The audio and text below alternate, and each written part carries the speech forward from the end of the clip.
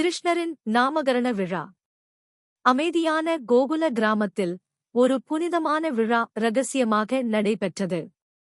கம்சனின் கோபத்தை அஞ்சிய நந்த மகாராஜர் இரு சிறுவர்களின் நாமகரண விழாவை பொதுமக்களின் பார்வைக்கு அப்பாற்பட்டு நடத்த மகான் முனிவர் கார்காச்சாரியரை அழைத்தார்.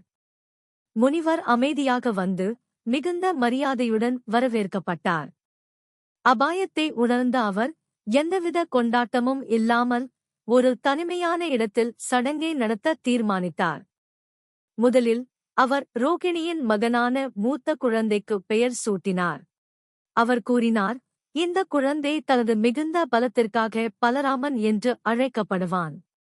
மேலும் சங்கர்ஷணன் என்றும் அறியப்படுவான். பின்னர் யசோதையின் இளைய குழந்தையை நோக்கி முனிவர் கவனமாக பேசினார். பல்வேறு யுகங்களில் இந்த குழந்தை பல வடிவங்களில் தோன்றியுள்ளது. இந்த யுகத்தில் இவர் கிருஷ்ணன் என்று அழைக்கப்படுவார்.